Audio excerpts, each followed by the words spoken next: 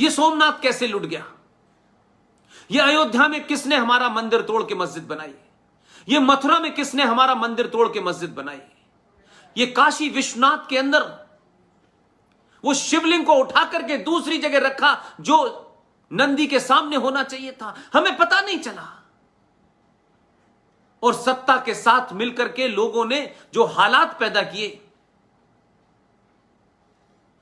उससे आप इस तथाकथित आजादी के बाद उन चीजों को लड़ने के लिए 500 साल तक आपको कोर्ट में मुकदमा लड़ना पड़ रहा है।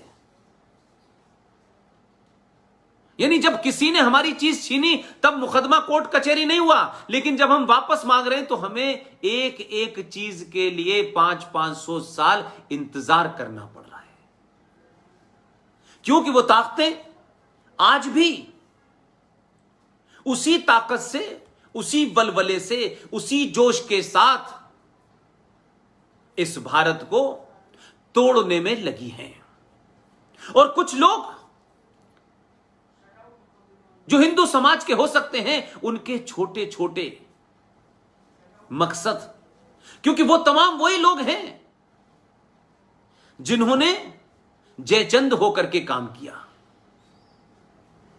लेकिन मेरा दुख जो मैं आज आपसे इसलिए साझा करना चाहता हूं कि संजय भाई ने मुझे बार बार कहा कि इसमें युवा बहुत हैं पुष्पिन भाई। मैं ये सब बात आपको समझाने के बाद अपने उस निष्कर्ष पे आना चाहता हूं, ताकि एक बात आप ये समझें कि आखिर जिस देश ने, जिस सभ्यता ने, पूरी दुनिया में जब कोई विश्वविद्यालय नाम की चीज नहीं थी, क्योंकि आज के युवा को यह बताया गया है ये ऑक्सफोर्ड, ये हार्वर्ड, ये ही दुनिया की सबसे ज्यादा ज्ञान की जगह है। जब लोगों को जीरो का पता नहीं था, जब लोग तारों को कैसे, कौन सा तारा क्या है, यह हवा पुरवैया क्यों चलती है, और पुरवैया हवा के पता करने के लिए नासा नहीं लगा था। गांव का एक देहाती आदमी जो ना एमए किया है ना पीएचडी किया है, वो चिड़िया को, जो गौरैया जब मिट्टी में नहाने लगे तो वो कहता था कि पुरवैया चलने वाली है या बरसात आने वाली है। ये देश तो उससे चल रहा था, इससे ज्यादा विकसित ज्ञान क्या हो सकता है। लेकिन अब हमें मौसम विभाग बताता है। इस तरीके के लोगों को यह भी ध्यान रखना चाहिए कि ये जो नालंदा है, ये वो ज्ञान का केंद्र था कि दुनिया से लोग कहां कहां से आते थे, जब ना रेलगाड़ी थी ना हवाई जहाज था। कहां कहां के देशों के लोग ज्ञान प्राप्त करने आते थे। इसीलिए जब इस देश पे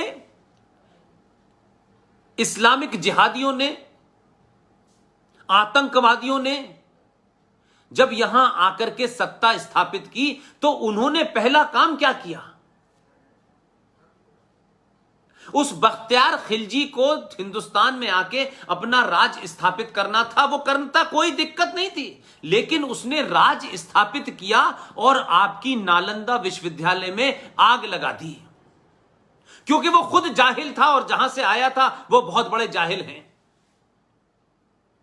और पूरी दुनिया को जाहिल बनाना था, क्योंकि उनका कहना था कि अब एक किताब आ गई है और इस किताब के बाद हमें किसी दूसरी किताब की जरूरत नहीं है, क्योंकि हकीम लुकमान के सारे नुस्खे इस किताब में हैं, तो इसके बाद किसी किताब की क्या जरूरत है। तो नालंदा विश्वविद्यालय में 95 लाख किताबों में आग लगाई और महीनों आग जलती रही। तो सवाल सबसे बड़ा यह है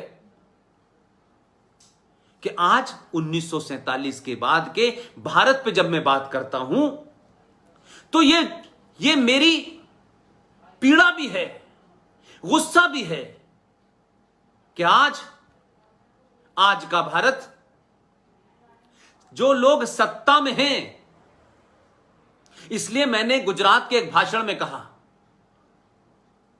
जब समाज जागरूक होता है, जब समाज को अपने राष्ट्र के प्रति चिंता होती है, अपनी आस्थाओं की चिंता होती है, अपनी संस्कृति की चिंता होती है, परंपराओं की होती है, सरोकारों की होती है, वो समाज सत्ता पर दलालों को हटा करके ऐसे लोगों की स्थापना करता है जो राष्ट्र को बचाएं, जो राष्ट्र के तमाम जितने भी उनकी आस्थाएं हैं, तमाम जितनी भी परंपरा है, संस्कृति, उनको मजबूत करे।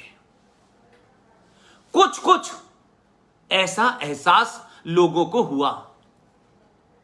इस एहसास ने आपको अगड़ों में, पिछड़ों में, ब्राह्मण में, ठाकुर में, दलित में, यादव में, इसमें, उसमें, ये जो आपको बांटा गया और आप बटे और आप डरे हुए थे इसलिए आप बट गए, और बटने के बाद आपका सबने फायदा उठाया और उन्होंने अपने उन मंसूबों को आपकी बुनियाद और आपके कंधों पे रख करके अपने मंसूबे पैदा पूरे किए। लेकिन जब आपको यह समझ आया कि हम कौन हैं, क्या हम सिर्फ यादव हैं, क्या हम सिर्फ दलित हैं, क्या हम सिर्फ कुर्मी हैं, क्या हम सिर्फ शेड्यूल कास्ट हैं, जब आपने कहा हम ये नहीं हैं और आपको बोध हुआ, तो आपने अपने आप को पहली बार आपको लगा हम सब सनातनी हैं। और जब आपको सनातन का बोध हुआ और जब आप इस जुमले, इस मक्कारी और झूठ से बाहर निकले जो आपके नेताओं ने, सामाजिक संगठनों ने अपनी राजनीतिक दुकान चलाने के लिए चलाए कि सारे धर्म बराबर हैं, जब आपकी यह चेतना जागी कि सारे धर्म नहीं हैं, धर्म सिर्फ एक है,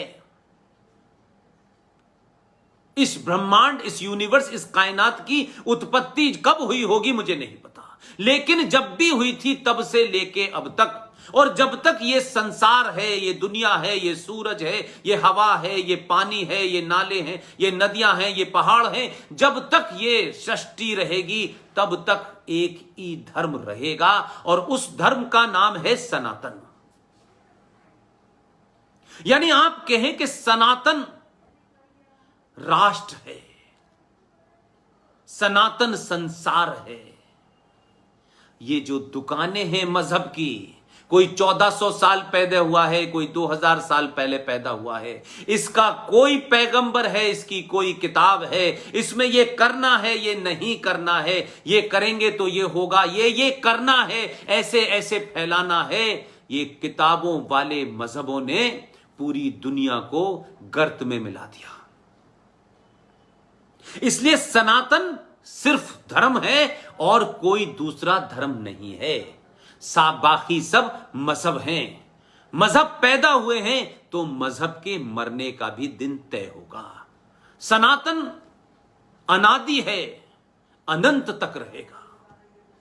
आप उसके वंशज हो जो सनातन को मानते हैं। सनातन माने साइंस, सनातन माने ये पूरी कायनात, आप उसके हिस्से हैं। इसलिए आपके संस्कारों में सब कुछ वही है। आप पेड़ की पूजा करते हैं, आप पीपल की पूजा करते हैं, आप तुलसी की पूजा करते हैं, आप गंगा को नदी नहीं गंगा मां कहते हैं,